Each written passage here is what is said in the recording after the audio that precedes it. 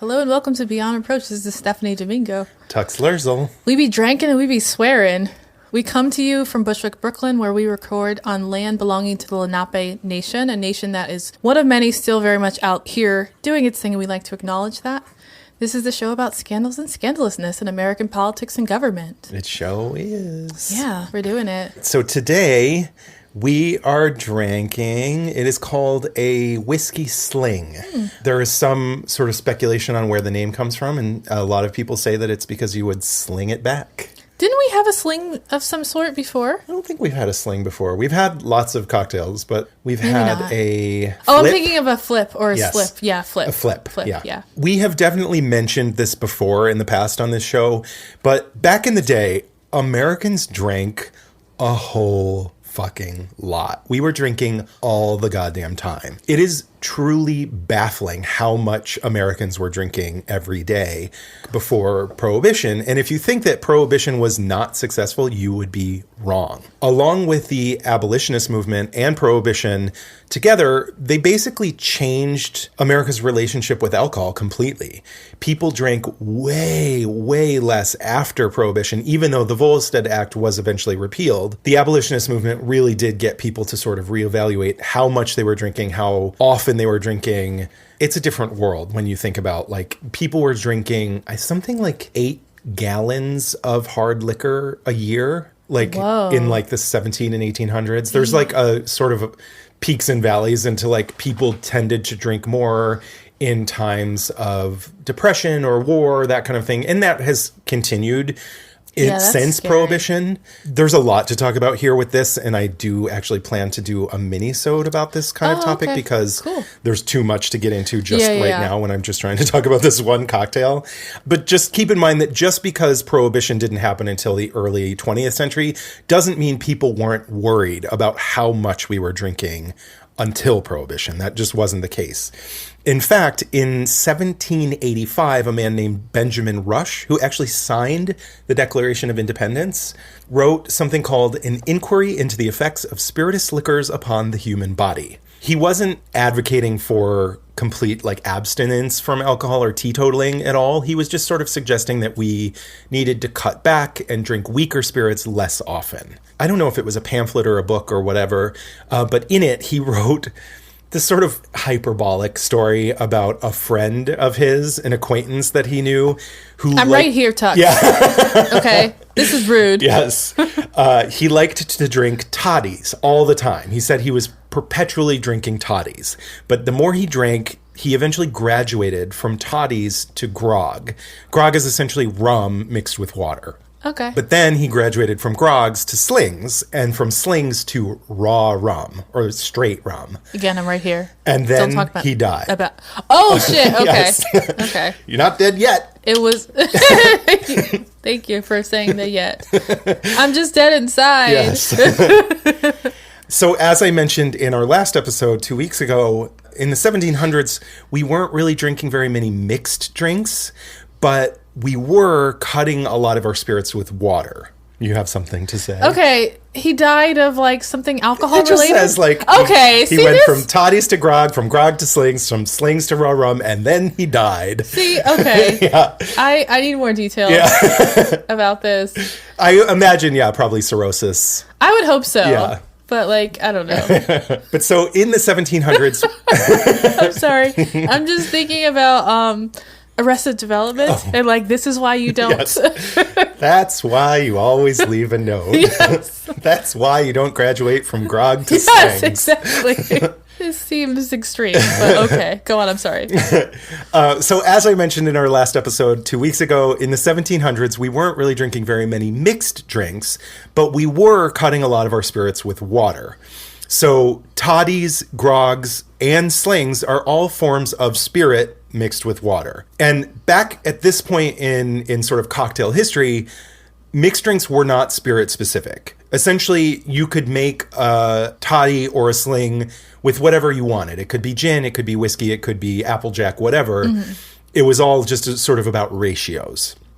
So the only real difference between a toddy and a sling was the strength. Essentially, a sling is stronger than a toddy because it has a bit less water added to it. Oh, okay. Unlike toddies, though, which are always served warm, slings can be served cold or warm. Both of them have sugar added to them. And both of them, well, if a sling is served warm, both of them would have grated nutmeg on top. Also, like toddies, slings at this point in the 1700s were one of the most popular, I'm going to say cocktails in quotes. It was a mixed drink. Most popular drinks in America, and they were for a very, very long time. The word sling appeared in print many, many, many times over the years. In fact, the word cocktail, when the word cocktail first appeared in print in a newspaper in Hudson, New York in 1806, it was described as a bittered sling, meaning that along with the water, the sugar, and the spirits, bitters were added, either for flavor purposes or medicinal purposes, because bitters were often used as like a stomach settling sort of medicine. Gin was probably the most popular liquor used to make a sling, but as I said, they weren't spirit specific. You could make a whiskey sling, and we today are drinking a rye whiskey sling because my story is all about American whiskey. I love it. So let's take a taste, raise a glass. Cheers. Cheers.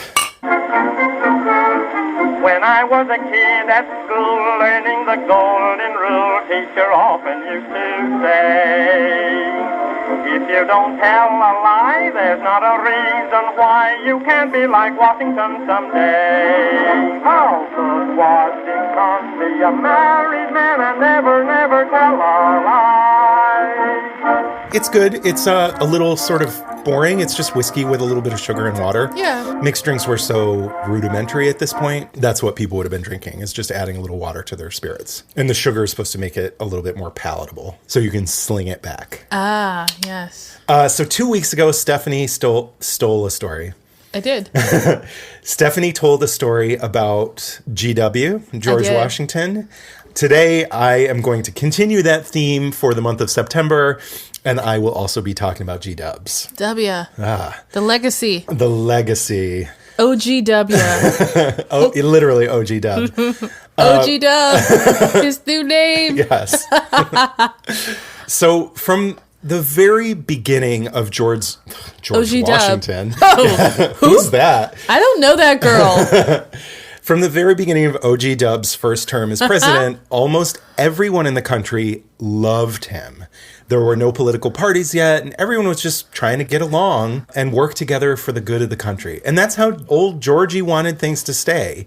He hated the idea of political parties. But by the time his 8 years in office were up, George Washington was one of the most divisive figures in the country. Now, there are a lot of reasons for this, way too many for us to get into today, but one event in particular epitomized how and why his reputation changed so dramatically over those 8 years. And that event is called the Whiskey Rebellion. So what had happened was, in the 1790s, the government decided to put a tax on distilled spirits. Boo! Yes, and much like Stephanie, thousands of rural farmers said, no ma'am. They said, boo. Wait, will my money go to libraries? Yeah. Nope. These farmers rose up and they refused to pay the tax and eventually led to an open revolt against the government. And this is when George Washington decided it was time to swoop in with the army and crack some skulls to show these peasants who's boss. Ooh, wow. Good man. Strong move. Strong opener. Yes. So I would like to propose a toast to the First Amendment and our rights to freedom of speech and assembly and petition. Cheers. Cheers. The First Amendment isn't what a lot of people on the internet think it is, but I'm looking forward to it does not protect our rights to scream fire in a crowded theater. No, or just be racist without any consequences. Like, the government is not coming after you. It is the mob of people that are angry. Literally, yes. And that is their right to come after you. Yeah, but it does protect our right to tell the government to go fuck themselves if they're doing something we don't like. Absolutely, yeah. This whole thing basically started because the country was in so much debt after the American Revolution. Initially, individual states were on the line to pay off their debts to the rich investors who had bankrolled us through the Revolutionary War. But when the Constitution was ratified in 1788, the federal government agreed to take on those debts instead. And it all added up to, well, some estimates say as high as $79 million in 1790s money, which is almost $2.5 billion today at a time when we were not comfortable with debt in the way we are now. Yeah. $2.5 billion is a lot of fucking money at a time when we're like, wait a minute, we have to pay this money back now? Wait a minute, what do we do? Yeah, I like that, they separate from Britain because they're like, oh, we're not going to pay you for things that you do for us. And then they're like, wait. Oh, fuck. How about some taxes? Yeah. Wink, wink. It's like, oh, I get it. Oh, now I get Now you tell me. Oh, these taxes were for something all along. Come on. The whole time? The whole time, though? The whole time? Why didn't you tell us? Come on. So the revenues that our country was bringing in from like import taxes and tariffs were not going to cut it to pay down this debt. So America's first Treasury Secretary, Alexander Hamilton, decided it was time to enact... Alexander Hamilton. I knew that was coming. It is against the law, and I don't want to go to jail. I have to do it. Yeah. I'm law-abiding. So he decided it was time to enact the first ever tax levied by our government on a domestic product. And because everyone was drinking all the goddamn time back then, he was like, hey, let's put a tax on distilling. Isn't that a good idea? Which is pretty fucking ballsy after we just fought an entire war against the British over paying taxes. Hamilton considered liquor a luxury item, but in reality, whiskey was the backbone of the frontier economy at this point in history. And also at this point in history, what was considered the frontier were sort of like the western regions of eastern states like Pennsylvania, Virginia, North Carolina, that kind of thing. These were areas that weren't really fully settled yet, but we had settlements in these areas. Okay. This is like the Ohio country. Not even quite to the Ohio country. This is still like what year is this? Pennsylvania. 1790. Okay. The Ohio Territory was still a territory. It was still a territory, but there were settlements there. Yes. Yeah. Yeah. Because after the 7 Years' War, that's when the French left that area. Yeah. And it all just became British territory. Okay. Yeah.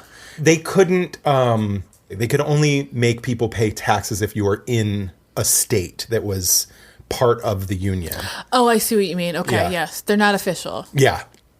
So we're talking about frontiers of actual states. So these western regions really had like really rough, kind of dangerous dirt roads. They were a lot of times in really rugged, sort of mountainous terrain, and it made it really difficult for the settlers out there to get produce to market in eastern cities.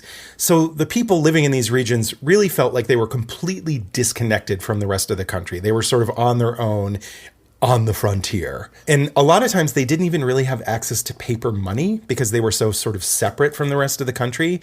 So they lived with this sort of quasi bartering economy where there was a little bit of cash coming in, but for the most part, they just traded with their neighbors for 90% of their needs for the year. Because it was so difficult to get their crops to market before they spoiled, most of the farmers in these areas would convert their corn and grains into whiskey, which was in higher demand, kept longer, and could be transported much more easily. So liquor became the main crop in these regions and was often even used as currency. So this whiskey tax may have made sense to legislators in the East, but members of Congress who represented this frontier region knew that putting a tax on whiskey was a terrible fucking idea, and they voted against it. But this bill still became law in 1791 and was instantly unpopular almost everywhere in the country. Western settlers and farmers especially saw this as an unfair tax designed to help out the financial class living in cities to the east, and many people even saw this as a direct assault on their livelihood. Now, by modern standards, this tax is really not that big of a deal, but you have to think about the time and the place. These people, first of all, were poor. Mm-hmm. They were extremely poor in a way that we can't even really wrap our heads around today. But also this is happening at a time when the federal government didn't really do much for people, especially people living on the frontier. Mm-hmm. There were no libraries. There were no libraries. Yeah. Mm-hmm. There wasn't like... Terrible times. If if there were rudimentary dirt roads and bridges and that kind of thing, it was towns and state governments that were funding these things, and like individual communities would fund those kinds of projects. But the federal government wasn't doing that. So these people living in the frontier were like, what the fuck are we paying you for if we're not getting anything out of it? The military protecting them, maybe. Well, or at least going to them. There's a lot of, I kind of took this out of my outline because it was like very eye-rolly, but they were saying that they needed protection from the Native American tribes. Yeah, that's what I mean. But that's not really, they weren't getting the protection they thought they deserved. Oh, and so they were like, what's the fucking point? You guys aren't protecting us from the natives. Yeah. We have to protect ourselves. Why should we give you money when we're not getting shit from you? Preach. Not only that. That's how I feel about paying taxes as a Black American. Yeah. Like, what? Yeah. What am I? I'm paying for the death of my people? Exactly. Yeah. Cool. So not only that, but there were also some really major problems with this tax law. One of which was the fact that the tax had to be paid in cash. And as I already mentioned, cash was really hard to come by for people living in Western Pennsylvania in this frontier region. Another issue was that anyone who was cited for failure to pay their tax or for failure to register their stills had to appear in a federal court rather than a local one. But the only federal court in Pennsylvania was in Philadelphia, about 300 miles from the frontier settlement of Pittsburgh. Perhaps the biggest problem, though, was the way the actual tax rates were calculated. Distilleries were taxed based on the size of their stills. And thanks to some technicalities in the law, large commercial distilleries were able to take advantage of volume discounts and tax breaks that small rural farmers just could not. So essentially this meant that the poor were being taxed at a much, much higher rate than rich producers like George Washington himself, who owned one of the largest whiskey distilleries in the country. Surprise. Yeah, that's like what's happening now. Imagine that. So many people just straight up refused to pay this tax from the very beginning. And they were like, you're welcome to go fuck yourself. Yeah. But the government wasn't really feeling that answer. So the bulk of the resistance to this tax came from 4 of the westernmost counties in western Pennsylvania. And in these areas, they tried, at least at first, they were trying to sort of do the democratic thing and play by the rules. They held a series of public meetings. They drafted petitions asking their representatives to repeal the law.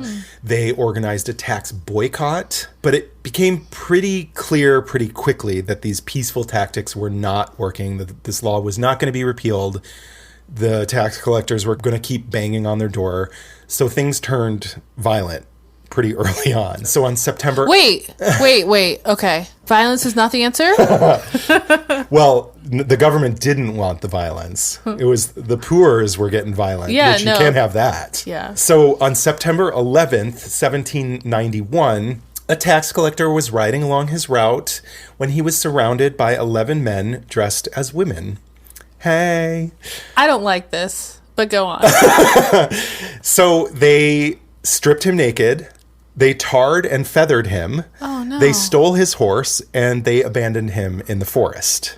He recognized 2 of the men in this group, and he ratted them out. And when another guy was sent to issue arrest warrants, this man was also stripped, tarred and feathered, and left in the forest. The tax collector resigned and skipped town. Yikes. It's not pretty what these farmers were doing, certainly. Yeah. The next month, a group of masked farmers in another area dragged a tax collector from his bed, marched him 5 miles to a blacksmith shop where they stripped him and burned him with hot irons. So over the next 3 years, dozens of tax collectors were kidnapped, beaten, shot at, whipped, tarred and feathered, branded, or otherwise terrorized, intimidated, and humiliated. This is such a low-hanging fruit. If you have a problem with the government, you're going to take it out on some peon? Well, I think the issue was they didn't have access to government otherwise. They were so far and the roads were so poor that they couldn't just like roll up on Philly and be like, hey, stop this. We're not having it. And they did try. Feels very cowardly. Yeah. I think they just didn't know what to do. And they weren't being listened to. They did try at first. They sent petitions saying, like, we're not going to fucking pay this. You guys are not giving us any support. Why should we give you all this money that we don't have? Some people were even calling for bringing back the guillotine at this point. And by 1794, the government was essentially incapable of collecting the tax from Western Pennsylvania because they were putting up such a fight. They were not letting the tax collectors anywhere near them. But by that summer, things really started to escalate and things really got much, much worse. So July 15th, a wealthy tax collector named John Neville tried to serve a distiller with a summons to appear in court, and he was chased off the man's property. He was not able to deliver the summons.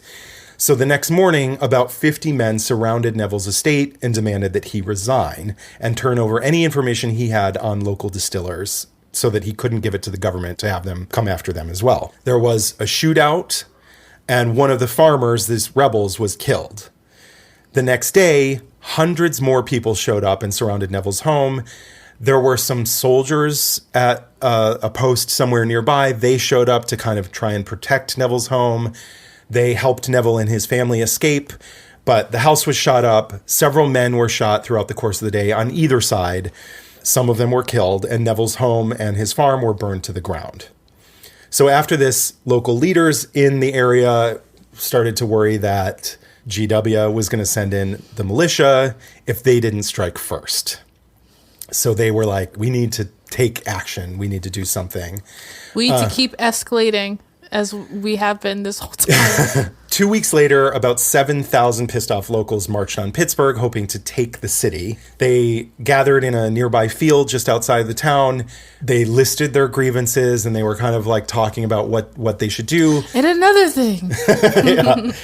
Several people were saying that they should burn down a nearby wealthy neighborhood, but the city was like, oh my God, we need to stop this. What do we do? What do we do? So they decided to send them a peace offering of several barrels of whiskey. And it worked. They calmed these people down. And they were calmed down with whiskey? The town was like, please don't burn the town down. Here's some whiskey. I feel like, wow. Yeah. Okay, and it ended with a surprising. peaceful march through the town, drunken, but peaceful. Wow. And they went home. They didn't after burn that. shit. No. Oh, okay. I think they just wanted to be heard. They just wanted somebody to listen to them. And Pittsburgh was, for the most part, their people. You know what I mean? It wasn't the people on high telling them what to do from Philadelphia. Yeah.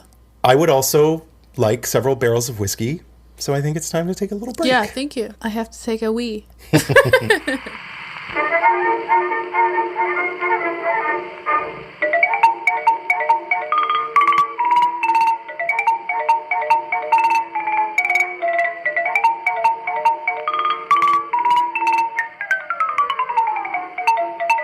Well, hello there. Do you wish your high school history course had more drinking, more swearing, and more ladies? Well, do we have the show for you? Herstory on the Rocks is a long-form podcast talking about good women, bad women, fictional women, and non-fictional women from all times and places. Basically, each week we pair two women who we research with a themed signature cocktail. You won't be sorry you listened to our latest episode. Available everywhere you listen to podcasts. Cheers! All right, we're back. Fresh cocktails. So when news of the violence against this tax collector Neville and the march on Pittsburgh reached the national government in Philadelphia, Alexander Hamilton went running to President OGW. Yes. And he was calling these farmers insurgents and labeling their resistance to this tax a domestic insurrection. And at first, Washington kind of paused and wanted to use restraint and tolerance, trying to find the best way forward. But Hamilton saw waiting on this issue as weakness. He saw this as the first domestic challenge to our government's power and authority, and he wrote, "Moderation enough has been shown. 'Tis time to assume a different tone." Okay. I think he said our force needed to be like Hercules or something, like Herculean or something. Yeah. I wish I had kept that quote in here. Yeah, he's very, he likes words. Yes. He's a wordsmith. Yeah. There were a lot of quotes that I ultimately decided to trim just because I'm like, I'm not going to He loved to write. Yeah. And to that end, he was not just trying to convince George Washington to attack these poor farmers. He was also writing essays to Philadelphia newspapers under a pseudonym. Yes. Trying to sway public opinion and build support for military intervention. while he's trying to convince the whole country to attack these poor farmers for a few tax dollars, many people were still sympathetic to the farmers. These are people who had, like you were saying in the last episode a couple weeks ago, people that were sort of forced out of eastern cities and said, like, immigrants weren't welcome. You go out to the frontier. The rowdy Scots-Irish. Yeah, you're not, like, we don't want you. Were they rowdy or were they just not fucking with you? Yeah, exactly. We don't want you here. Go live out in the middle of nowhere and be poor. Yeah, go be a body that can be snatched by the natives. Exactly. Whose land you're on. Yeah. Spoiler alert. And we're not even going to protect you. Yeah. But we're going to try to extract all this money from you because we're in debt because we went to war. Like, you didn't even care about this war, but here we are. Yeah. So a lot of people were really sympathetic to these poor farmers out in the frontier, and they believed in their rights to free speech and assembly and petition. Obviously, yes, they were violent and doing some things that they shouldn't be doing, but people saw this as sort of like a natural progression of like, we feel cornered, we don't know what to do, you're not listening to us, so you're going to listen now, sort of thing. Some people even saw this struggle as an extension of the Revolutionary War. Many of these men had just finished fighting the British against unjust taxes and saw their involvement in this as very similar. They had just traded the British kings for a bunch of rich assholes living in the East, living very different lives from their own and not really understanding how they lived or what their lives were like. Mm-hmm. In fact, many of the tactics that they were using to evade this tax were things that they learned during the Revolutionary War, that the army had taught them, George Washington's army. So in August of 1794, Washington sent a delegation of representatives to meet with resistance leaders in Pennsylvania and Virginia, in theory, in an attempt to find a way forward. Unfortunately, it doesn't actually seem like that was really what was going on. The government was not willing to budge. They weren't going to repeal this tax. They weren't going to reduce the tax. They weren't hearing it. They were sort of just there so that they could look like the good guys, sending in this like delegation to figure things out. These negotiations, quote unquote negotiations, didn't go anywhere. Mm. And when the commissioners returned to Philadelphia in September, they told Washington that it was, quote, absolutely necessary that the civil authorities should be aided by a military force in order to secure a due execution of the laws. So the really kind of fucked up thing here is that when you look at the timeline, these meetings were symbolic. There was no intention to work with these people at all. They just wanted to like look like the good guys sending a peace negotiation delegation out there when there was no plan to work with them. At least from my perspective, about, in the brief time that I've studied this and looked into this. In August, at the exact same time that these meetings were really just beginning, Washington issued a proclamation accusing the farmers of, quote, inflicting cruel and humiliating punishments upon private citizens for no other cause than that of appearing to be friends of the laws. So, like, you're saying that tax collectors who are out here trying to take the $5 that these people earn in a year they just appear to be friends of the law, and that's all they did. They didn't deserve anything. It's not their fault.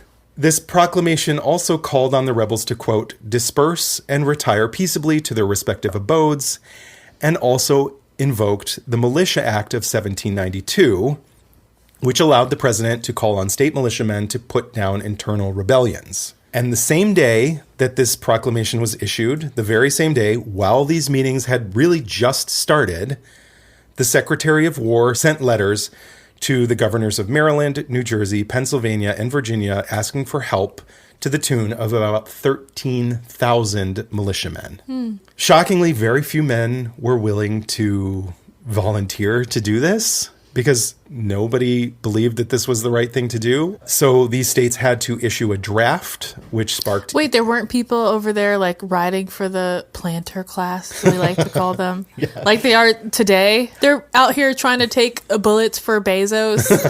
I mean, that would essentially have been what they were doing. The few people that did volunteer. Yeah, they were like, but no. There's so many now but that are wealthy, trying to volunteer. No, exactly. Yeah. They had to issue this draft draft, and a bunch of people were like, fuck that. Are you fucking kidding me? So there were protests all over the place in these states. There was widespread draft evasion. But eventually, within about a month, they did gather enough people. They gathered 13,000 men to go after these couple hundred, maybe a couple thousand poor farmers. So within a month, by the time this failed delegation returned to Philadelphia and told Washington to go get them, this militia was ready. They had their 13,000 men. They were gathering in Carlisle, Pennsylvania, and preparing to march west. How committed were these men? Were they like me as an officer? Like, I don't want to be here. They told me I had to be here. I'm just here so I'm not in jail. Yeah, exactly. Yeah. That is a good point. But it's like with whatever starts, it's like, I actually have to pee right now. Yeah, so I will be right back.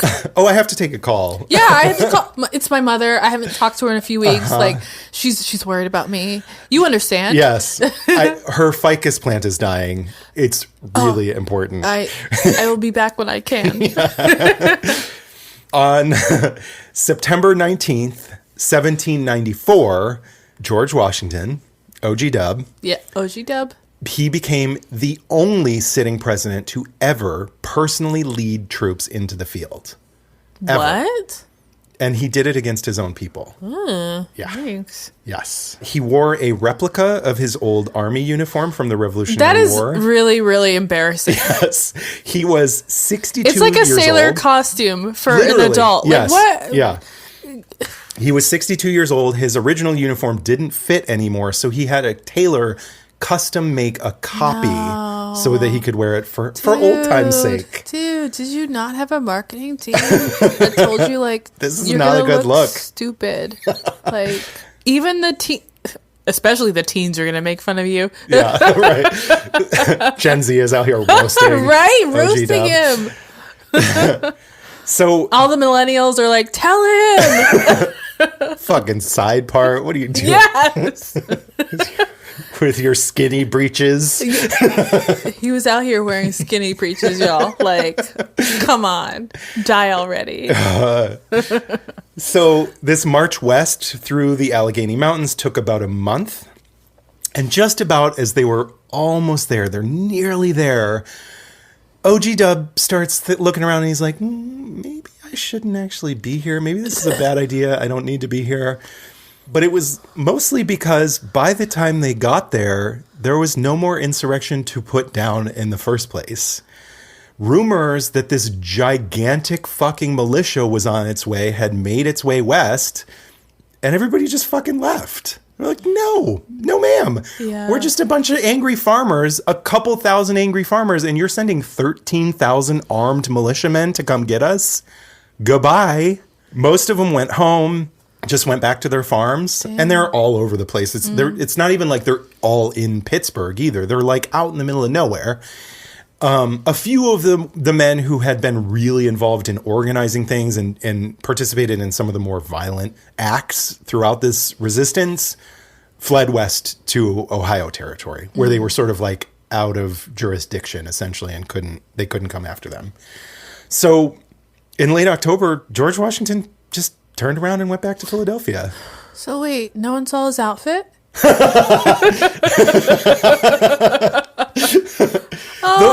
13,000 militiamen got to see how cool he looked on his horse. But like, he was supposed to show it to the people. I know. He wanted to crack those skulls so bad, and he got there and there were no skulls to crack. Oh, that's... Yikes. Yeah, I know. Poor guy. He went back to Philadelphia, but the whole army couldn't just turn around and go home. They would look stupid. They would be roasted. So instead, Washington was like, hey, Hamilton, why don't you stick around and maintain a presence in Western Pennsylvania to maintain order and hunt down these rebels? So they left these like 13,000 men just like lurking in Western Pennsylvania trying to hunt down the old rebels.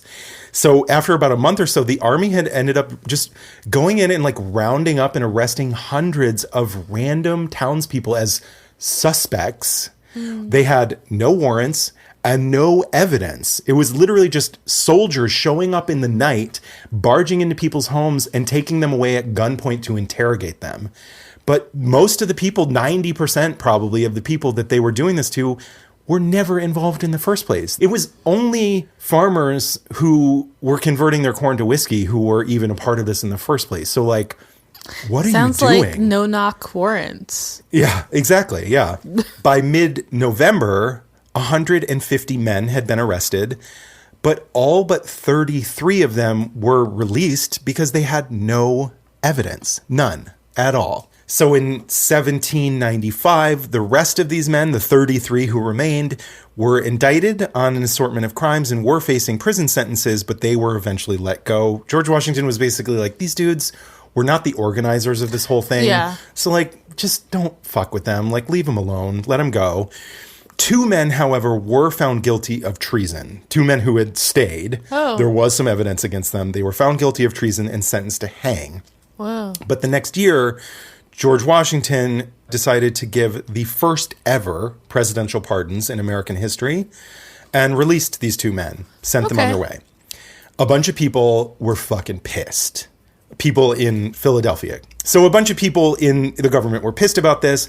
They saw it as a weakness on George Washington's part. And about a month later, he gave his 7th State of the Union address. And in it, he explained his decision that he took his sacred duty to uphold the laws of our country seriously, but he also wanted to apply, quote, every degree of moderation and tenderness that his duty would allow. I mean, after all, these were white men, so they deserved that moderation and tenderness. So that's basically the story of the Whiskey Rebellion. By the time the army showed up, the insurrection was already over and there were no skulls to crack. He never got the chance. In the end, Washington and his supporters saw this whole thing as a huge, rousing success. Hooray! They had proved that the federal government had the power and the strength to shut down a rebellion. And they saw the fact that they did it without any bloodshed as even more successful. Yeah, like, we're that powerful. We're just so powerful that the thought of us. Yeah, they just ran away. They didn't even need to see my outfit to be afraid. Yes. Throughout this whole campaign, there were only 2 deaths, and both of them were accidents. Wow. No one was actually killed as a consequence of the military action. What rebellion is this? Yeah. Just Washington's march through the Allegheny Mountains, there were 2 deaths. So people really saw this as a huge success, and many also believed that Washington's success in this helped to enforce the idea that the newly formed government had the right to pass laws and levy taxes that would impact citizens in all states of the nation. So while the physical opposition to this tax was over, the political opposition was not. Many people within the government saw things very differently from Washington and Hamilton and the Federalists, and from Philadelphia were voicing their fears about unjust taxes, government overreach, and tyranny. Thomas TJ? Is TJ coming in? Yes, TJ and Teej and James Madison as well, yes. So they were basically saying, like, if the government was going to flex their muscles and shut down resistance to a tax, I wonder what power and rights people have to organize against and resist laws that they find unjust. How much can be done before we ourselves are considered rebels and traitors to the nation? So it kind of seems to me like some of these founding fathers were playing pretty fast and loose with how they wanted to interpret the Constitution before the ink was even dry. Especially when it comes to the First Amendment and our rights to assembly and petition. According to historian Howard Zinn, Hamilton believed that if our country was ever going to be considered a world power, that we needed to keep the wealthy in this country happy. And so he thought that it was better to take advantage of the poor to pay off our debts than it would be to piss off the rich investors who had bankrolled us through the revolution by stiffing them for the bill. Just fuck poor people. Who cares? They don't have any power. Yeah, why should we pay attention to them? What are they going to do? They don't have money for an army. Exactly. And we'll just ride in with the militia and a 20-year-old army uniform that doesn't fit anymore. I'm just picturing it's like up to his knees. Many people in the government had a very different way of looking at this from the way Hamilton did. James Madison, for example, was worried that putting down this rebellion would lead to a slippery slope to our country keeping a standing army, which scared the shit out of a lot of the founding fathers because the king had kept a standing army that he liked to use against his own people if he saw fit. And today, we now have a militarized police force from coast to coast that openly wages war against peaceful protesters exercising their constitutional right in the streets. First Amendment does not apply to brown people. No, absolutely not. Fuck out of here. Yeah. This sort of internal conflict that it was brewing within the government because of this was not the only reason, but it definitely was a major factor in what led James Madison and old TJ, Thomas Jefferson, to split from the Federalists and form their own party. Washington was firmly against partisan politics, did not want there to be a two-party system. He thought everybody should just get along and work together. But it was too late for that shit. Thomas Jefferson had told Washington that this tax was a bad idea, that it would be seen as, quote, odious. Ooh. He called it Hamilton's insurrection, and he said he saw it as, quote, an inexcusable aggression against people at the plows. Jefferson wanted a party that protected individual liberties, and he promised that if he became president, he would repeal the distilling tax. And it worked. In 1800, he defeated John Adams, became president, and the tax was axed in 1802. We actually existed solely on import taxes and tariffs until the War of 1812. So only 10 years, but that we had a good run for 10 years where there was no tax. Yeah. So most modern takes on this, when I was looking this up, most of the articles that I read kind of basically came to the conclusion that this was an important step for our newly formed government to prove that we had the power and the strength to defend ourselves. This was such a good thing that we did, that old OG Dub went in to crack skulls, even though there were no skulls to crack. My take on it is a little different. You know, obviously, we're talking about a bunch of, like, straight white men. Everyone you've talked about is trash. Yeah, totally, yeah. I'm just like, fuck Teej and the horse he rode in on all day, every day. Speaking for the people, fuck off. Yeah. But this is the very beginning of our history, and we have a group of poor people who's complaining about and organizing against an oppressive tax. And instead of the government, I mean, they sent this delegation to, like, quote unquote negotiate, but there were no negotiations. They just instantly issued a proclamation saying they were going to war with them. And then the Secretary of War was like, let's do it. Yeah. Instead of working with them and trying to figure out the best way forward. Diplomacy is not our thing. No, the president. Violence is our thing. Yeah. Our first ever president showed up with the army to crack skulls. I mean, he's done it before. It set a precedent for how this nation would handle unrest going forward for the rest of our history. This was the very beginning. First. Very beginning. Always. Yeah. Always on offense. So I guess that's the story. I do feel like researching this story really kind of brought up some, like, current event kind of things in my mind. Obviously, we just had an actual insurrection at the Capitol. And no, they were just on a tour. Yes, they were just on a tour. They were looking for the gift shop. Yes. Okay. I'm sure there are people out there in the world that want to compare these two events as, like, they're just the same. This is just a group of people trying to tell their government how they felt. They don't care about history. Yeah, you can't compare these two events. I mean, yes, it is a group of white men who got real violent and did some shit they shouldn't have done. But we're talking about a group of people who showed up to the Capitol with bloodlust in their heart because their president lost an election and they didn't want to. They constructed gallows plural. Yeah. Versus, like, some farmers who were just, like, forced out into the frontier and said, like, I don't want to pay taxes. Yeah. To you if you're not even going to protect us. I just see these as very different events. Yeah, of course. I also just don't want anyone to look at this as some sort of libertarian dog whistle because it was over taxes. I can imagine, coming from where I come from and knowing the people that I grew up with, that people are going to be like, see, taxes are bad. You should just let people. But, like, we live in 2021. The government does a lot with our tax money. Yes, they could certainly cut spending, especially on military spending. But it protects most white people. So it's just like, shut up and but, like, pay they it. also, you know, they're funding schools, sort of. They're maintaining infrastructure, sort of. Yeah. They're doing a little something. You know, there's the Libraries. FDA, there's the internet, there's all these sorts of things that like we can't live without in modern society. Let's not add that one. If only. Yeah.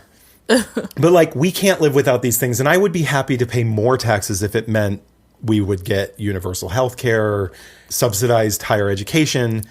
But again, these are things that we can't have because we need to force people into the military. We want to keep poor people poor so that they're forced into military service so that they can have nice things. Yeah, I just shared something on Instagram. Do you remember when Biden, when his son Beau was I saw sick? That you shared this, yeah. Yeah. Do you remember that he was thinking about selling his own house to pay for his son's medical treatment because he knew that his family would be bankrupted. This is insane. Our president was going to sell his home, the home he was living in, the only home that he has, to pay for medical bills.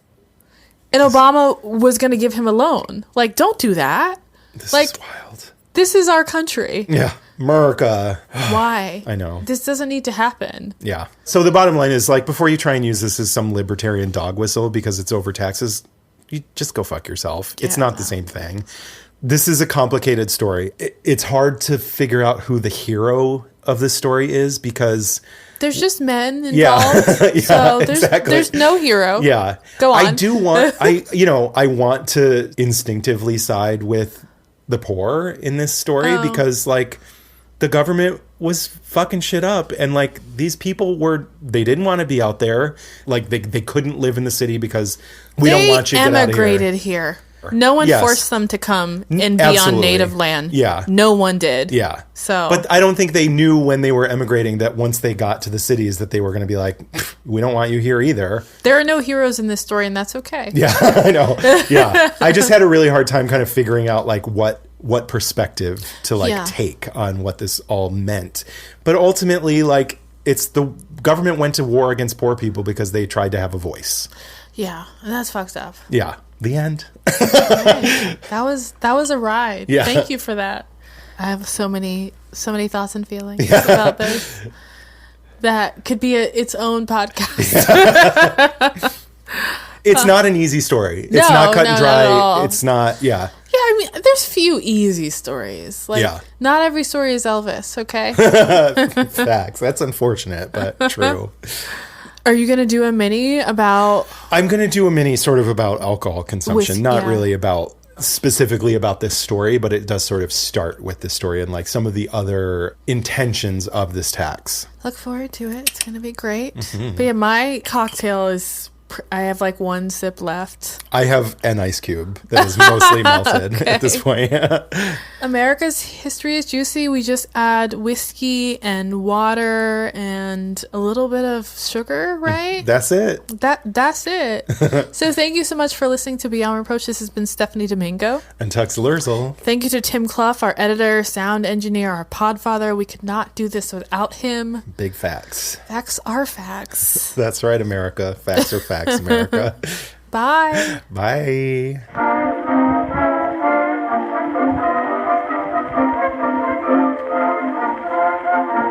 Beyond Reproach is proudly recorded in Bushwick, Brooklyn on land belonging to the Lenape Nation.